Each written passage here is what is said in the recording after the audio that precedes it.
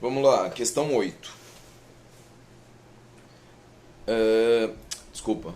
O próximo enunciado é para as questões 8 e 9. Célula procariótica e eucariótica. 8. A célula eucariótica apresenta o citoplasma repleto de canais, bolsas e outras estruturas membranosas, uma das quais é um núcleo, ou seja, apresenta núcleo também. 9. Uma célula sem núcleo, nem organelas membranosas no citoplasma, característica de bactérias e árqueas, é chamada de procariótica ou procarionte. Beleza? Então é o seguinte, ó.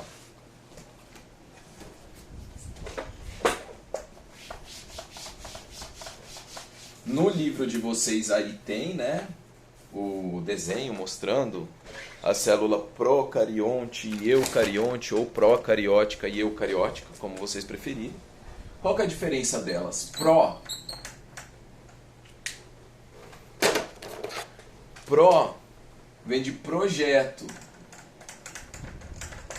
ou prévio.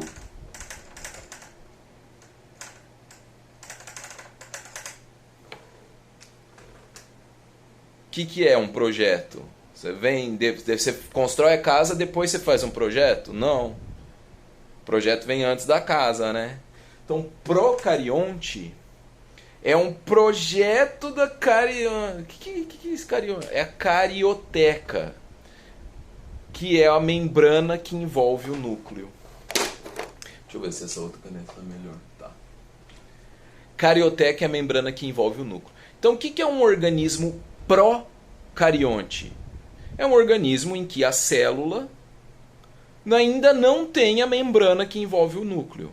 Ou seja, ele é prévio ao cariote, a carioteca, que é a membrana que envolve o núcleo. Então, é uma célula mais simples, que não tem a membrana nuclear. Ah, então é só isso? Não, tem uma série de outras diferenças. O tamanho, né? Quando a gente fala em tamanho é muito relativo. Então, assim, não é a característica mais essencial. É a questão da carioteca, do núcleo. Procarionte não tem núcleo organizado, ela tem um nucleoide, enquanto que a eucarionte, pessoal, é um prefixo de existência. Eucarionte, a carioteca já existe. Então, na célula procariótica ou procarionte não tem carioteca ainda. O DNA, o material genético, está misturado no citoplasma. Fica numa região central que chama nucleoide, mas não é um núcleo propriamente dito. Já na célula eucarionte, encontramos o núcleo propriamente dito, revestido pela carioteca, que é essa membrana que reveste o núcleo. Essa é a característica essencial de diferença entre as duas. Agora, tem outras características. O tamanho. A procarionte, ela vai ficar em torno de 1, 2 ou menos 0,5, de 0,5 a 2 micrômetros. Geralmente, as bactérias e árqueas vão ter esse tamanho, ou seja, a célula procarionte vai ter geralmente entre 0,5 e 2 micrômetros. A célula eucarionte, ela é bem variável, ela vai ter aí de 10 a 200 micrômetros de tamanho. Depois eu vou colocar um videozinho para vocês que é o comparação dos tamanhos das escalas microscópicas. Aí vai mostrar uma série de estruturas. Se for pensar o vírus não tem estrutura celular, ele não é nem isso nem isso. Ele não tem célula. Ele é menor ainda, viu, pessoal? É bem pequenininho. Apesar que tem vírus gigantes. Tamanho é relativo, como eu falei. Tá, então. Ausência de carioteca, presença de carioteca. Menor, maior. Presença de organelas membranosas. Ausência de organelas membranosas. Porque assim, pessoal, a célula eucarionte ela é uma célula grandona, cheia de compartimentos dentro dela. Se a gente fosse fazer uma analogia, comparar ela a um armário. Por exemplo, a célula eucarionte é um armário grande, cheio de gavetas, prateleiras, nicho, para você pôr o que você quiser, deixar tudo separadinho. E a célula procarionte, ela é um criado mudo. Ela tem uma porta só. Tá tudo lá dentro. Dá para você guardar as coisas dentro dela? Dá.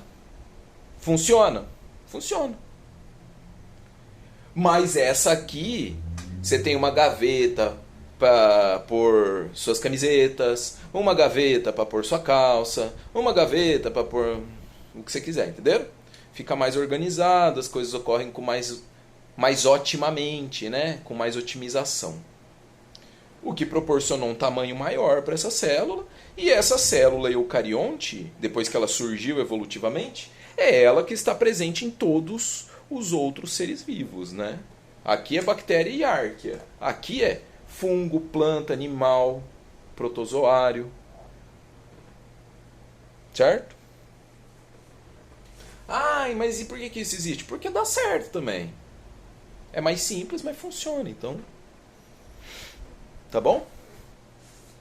Então essas são as principais diferenças. Presença de núcleo, organelas membranosas e tamanho, o que é meio relativo, mas é maior. Ausência de carioteca, presença de um nucleóide, né? Não é um núcleo. Ausência de organelas membranosas e um tamanho relativamente menor.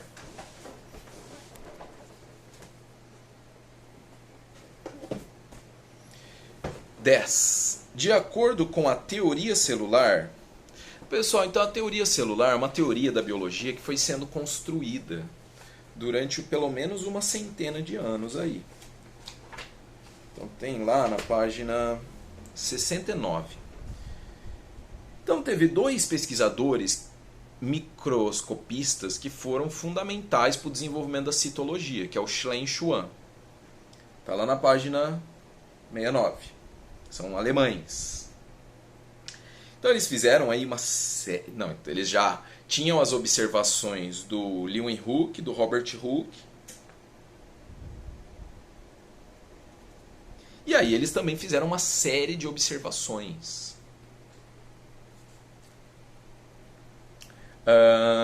O Schlein era botânico e o Schwann zoólogo. E eles ambos chegaram às mesmas conclusões para plantas e animais e propuseram a teoria celular. 3 premissas fundamentais da teoria celular. Todos os seres vivos são formados por células e por estruturas que elas produzem. As células são, portanto, as unidades morfofisiológicas dos seres vivos. Tá bom? Então a unidade viva do ser vivo é a célula. A célula já é um ser vivo que forma os seres vivos complexos. As atividades essenciais que caracterizam a vida ocorrem sempre no interior da célula. Elas sim são as unidades funcionais ou fisiológicas dos seres vivos. 3. Novas células formam-se apenas por meio da reprodução de células pré-existentes, em um processo chamado divisão celular.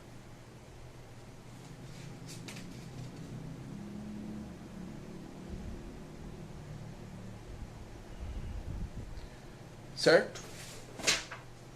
Então vamos voltar na questão 10. De acordo com a teoria celular, apesar das diferenças no nível macroscópico, todos os seres vivos são semelhantes à sua constituição fundamental, uma vez que são constituídos por células. Todos são constituídos por células. 11. A membrana das células, pelo fato de ter cerca de 5 nanômetros de espessura, e aí ele põe em milímetro aí, 0,00005 milímetro, pode ser observada se ela tem 5 nanômetros. Né? Ela é muito fina. Qual que é o limite de resolução do microscópio óptico? 200 nanômetros. Como a gente falou aí no vídeo anterior. 200 nanômetros. Se o limite de resolução no microscópio óptico é 200 nanômetros, abaixo de 200 nanômetros, 199 nanômetros ele já não vai ver. Quem dirá 5 nanômetros. Então, para isso, você precisaria de um microscópio eletrônico,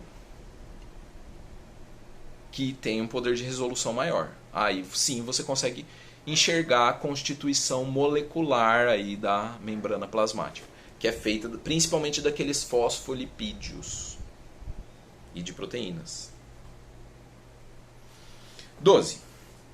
Em uma fotomicrografia obtida com um microscópio eletrônico,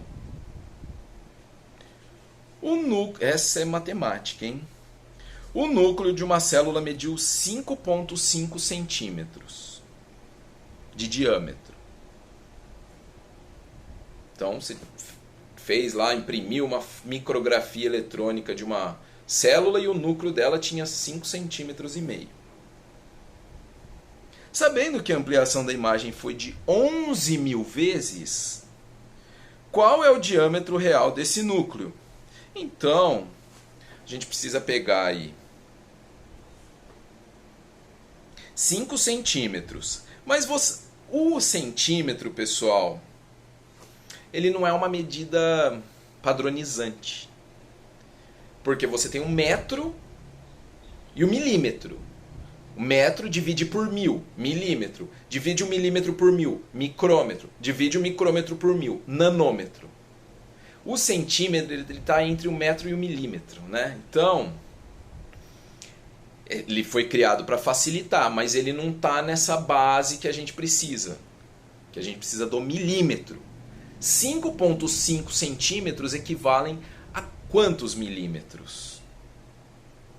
55 milímetros. Então você multiplica por 10. Então você pega aí 55 milímetros e divide por 11.000. Você vai obter 0,005 milímetro. A resposta está lá, em milímetro. Ó. É a letra C, 0,005 milímetro. Não dá para ver nada, né? É muito claro. É a letra C, 0,005 milímetro. Ah, mas eu quero saber em micrômetro. O micrômetro é 1.000 vezes maior que o milímetro. Então você vai pegar esse resultado, 0,005, multiplicar por 1.000. Vai obter 5 micrômetros. Ok?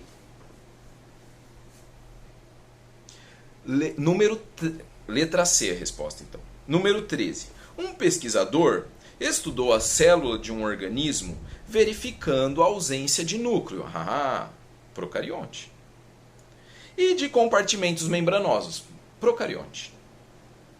Com base nessas observações, ele concluiu que a célula é procarionte, pertencente a uma bactéria ou uma árquea, né? Qual a alternativa que contém os termos que substituem corretamente os números na frase? Letra D. Procariótica, uma bactéria. Ok?